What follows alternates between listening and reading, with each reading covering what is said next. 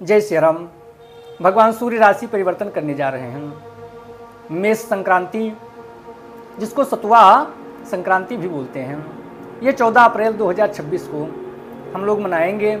भगवान सूर्य राशि परिवर्तन करेंगे, मीन राशि से निकल करके मेष राशि पर आ जाएंगे। यूँ तो संक्रांति हर महीने होती है, 12 महीने में 12 संक्रांति होती है। भगवान सूर्य एक महीने एक राशि पर रहते हैं। जब वो राशि परिवर्तन करते हैं तो इसी घटना को हम लोग संक्रांति बोलते हैं। संक्रांति में किया गया जब अनुष्ठान दान का अत्यंत महत्व होता है, कई गुना फलदायक होता है संक्रांति में किया गया दान पुण्य। तो मेष संक्रांति को सतुआ और मकर संक्रांति को खिचड़ी, इसलिए दोनों अत्यंत महत्वपूर्ण हैं। आइए हम चर्चा करते हैं कि भगवान सूर्य जब राशि परिवर्तन करेंगे तो वैश्विक स्तर पर देश दुनिया में और हमारे ऊपर इसका क्या प्रभाव पड़ेगा। सर्वप्रथम हम चर्चा करेंगे काल पुरुष की जो पहली राशि है मेष राशि अथवा मेष लग्न। यदि आप मेष राशि के हैं अथवा मेष लग्न के हैं तो ये वीडियो आपको अवश्य देखना चाहिए। लग्न में ही भगवान सूर्य का गोचर होगा। लग्न में भगवान सूर्य का गोचर होगा, ऊर्जा का प्रवाह बढ़ जाएगा, रक्त में उष्णता बढ़ जाएगी, गर्मी बढ़ जाएगी, जिसके कारण क्रोध भी बढ़ेगा। संबंधों में खटास पैदा होने की प्रबल संभावना रहेगी, पर आपके ओज से तेज से लोग प्रभावित होंगे। चुंबकीय व्यक्तित्व हो जाएगा, आकर्षित होंगे लोग। निंदा भी करेंगे तो पीठ पीछे करेंगे। समाज में मान प्रतिष्ठा मिलने का यही समय है। विद्यार्थी हैं तो वहां सफल होने की प्रबल संभावना है। धन की संभावना भी प्रबल बनेगी इस दौरान। आय के नए नए स्रोत आपके लिए बनते हुए दिखाई दे रहे हैं। वहीं यदि आप वृष राशि अथवा वृष लग्न के हैं तो द्वादश में भगवान सूर्य का गोचर अपयश दिलाएगा, मान प्रतिष्ठा में कमी करेगा, नेत्र विकार पैदा करेगा, आंखों में कोई ना कोई समस्या हो सकती है। अतिथियों के सत्कार में, मेहमानों के आवभगत में आप खर्च करेंगे। यात्राएं हो सकती हैं इस दौरान, यात्राओं में खर्च भी होगा। पर रोग रिपु ऋण से यदि कर्ज से परेशान थे तो वहाँ छुटकारा मिलने की प्रबल संभावना रहेगी इस दौरान।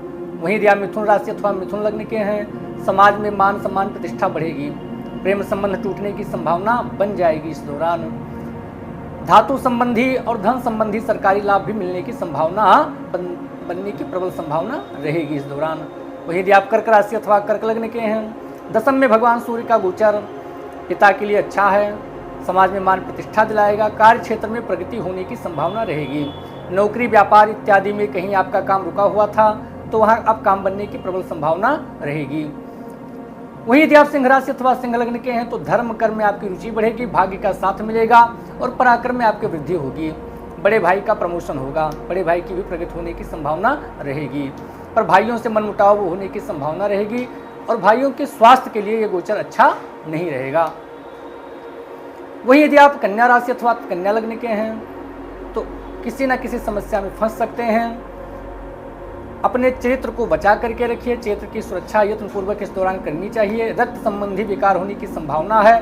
वाणी में तीखापन आ जाएगा, कठोरपन आ जाएगा, जिससे संबंध टूटने की संभावना रहेगी। परिवार में कलह की भी संभावना बनेगी, पर एकाएक धन लाभ की भी संभावना बन सकती है। वही यदि आप तुला राशि तुला लग्न के हैं तो पार्टनर आपके जो है वो असंतुष्ट रहेंगे। ऊर्जा का प्रवाह बढ़ेगा, शरीर में आकर्षण बढ़ेगा, लाभ होगा इस दौरान। पर दाम्पत्य जीवन में थोड़ा नरमी बरतने की कोशिश कीजिए, क्योंकि दाम्पत्य जीवन इस समय आपका अत्यंत संवेदनशील रहने वाला है। वही यदि आप वृश्चिक राशि अथवा वृश्चिक लग्न के हैं तो छठे में होगा भगवान सूर्य का गोचर।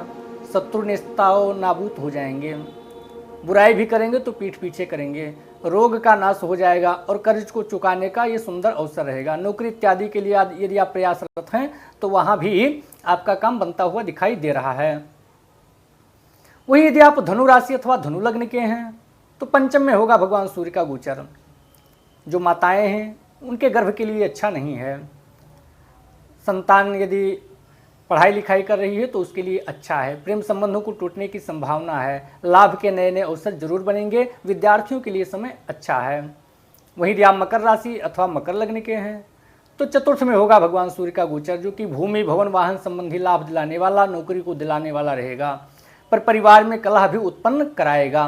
माता पिता के स्वास्थ्य में भी समस्या ला सकता है। वहीं यदि आप कुंभ राशि अथवा कुंभ लग्न के हैं तो तीसरे भाव में होगा भगवान सूर्य का गोचर, जो कि पराक्रम में वृद्धि करा देगा। पराक्रम में वृद्धि कराएगा, धर्म कर्म में रुचि बढ़ा देगा, भाग्य का भी साथ मिलने लगेगा इस दौरान। वहीं यदि आप मीन राशि अथवा मीन लग्न के हैं तो दूसरे में होगा भगवान सूर्य का गोचर। दूसरे स्थान पर जब भगवान का गोचर होगा, द्वितीय भाव में गोचर होगा, तो वाणी में कठोरता आ जाएगी। परिवार में मांगलिक कार्यक्रम होने की संभावना रहेगी, पर परिवार से रिश्ते आपके खराब होने की प्रबल संभावना रहेगी। एकाएक धन लाभ के योग बनेंगे, पर रक्त संबंधी विकार, चर्म रोग इत्यादि की भी संभावना प्रबल बनने की संभावना है। तो इस दौरान भगवान सूर्य का जब गोचर होगा, वो अपनी उच्च राशि पर चले जाएंगे, मेष राशि पर चले जाएंगे, तो गर्मी बढ़ जाएगी, तापमान बढ़ने लगेगा। इस वर्ष के मंत्री मंगल होंगे। तो मेष संक्रांति को जो हम लोग दान करते हैं, इसका अत्यंत महत्व होता है। इस दौरान यदि आपके पास व्यवस्था है तो ऐसा कोई घड़ा लीजिए जिसमें जल भर करके दान करें, उसका बहुत महत्व होता है। मेष संक्रांति यानी सतुआ के दिन पंखा का दान, देसी पंखा हो तो और अच्छा है।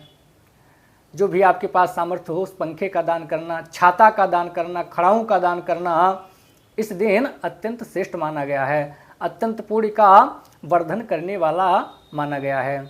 भगवान सूर्य जिसके लिए बहुत अनुकूल नहीं है, उन्हें आदित्य हृदय स्तोत्र का पाठ भी इस दौरान करना चाहिए। लाल वस्तुओं का दान, भगवान सूर्य को अर्घ करने से आपके जो भगवान सूर्य प्रतिकूल अगर हैं तो वो भी आपके लिए अनुकूल हो जाएंगे। भगवान सूर्य का यह गोचर मेष राशि पर होने जा रहा है। भगवान सूर्य ग्रहों के राजा हैं और मेष राशि पर वो उच्च के हो जाते हैं, इसलिए इस दौरान कहा जा सकता है कि भगवान सूर्य अपने स्वभाव पर होंगे। तो भगवान सूर्य आपके लिए और अनुकूल रहें, इसलिए जो उपाय बताए गए हैं छोटे छोटे, विशेष करके संक्रांति है, सतुआ संक्रांति है, इसलिए दान का अत्यधिक महत्व है। 14 अप्रैल को पूरा दिन दान पुण्य स्नान इत्यादि करने का अच्छा समय है, कभी भी आप कर सकते हैं, जिसको हम लोग सतुआ संक्रांति बोलते हैं। आशा करता हूँ कि ये वीडियो आपको अच्छा लगा होगा। जय श्री राम।